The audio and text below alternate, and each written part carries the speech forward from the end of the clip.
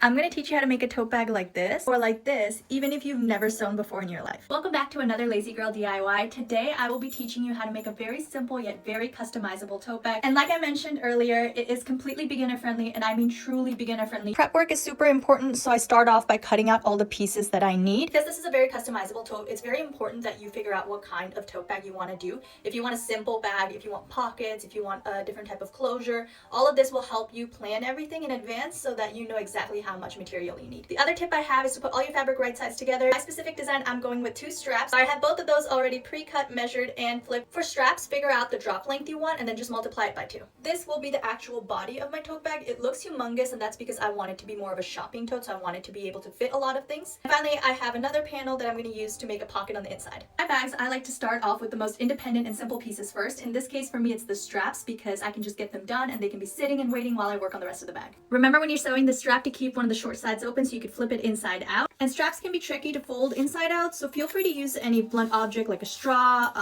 in my case scissors, to help you get there faster. One other tip is to use that object to kind of push out your corners. Lazy girl tip, but you don't really have to sew this open side anymore because it's going to be hidden within the bag anyway. Sewing is like PEMDAS in that there is an order of operations, and in this case, pockets have to be sewn first. Just like we did with the straps, leave a little bit unsewn so that you could push the fabric inside out. Now, unlike the straps, it's important that you tuck the raw edges in on the part that you didn't sew because your pocket will be laying flush against the inner line.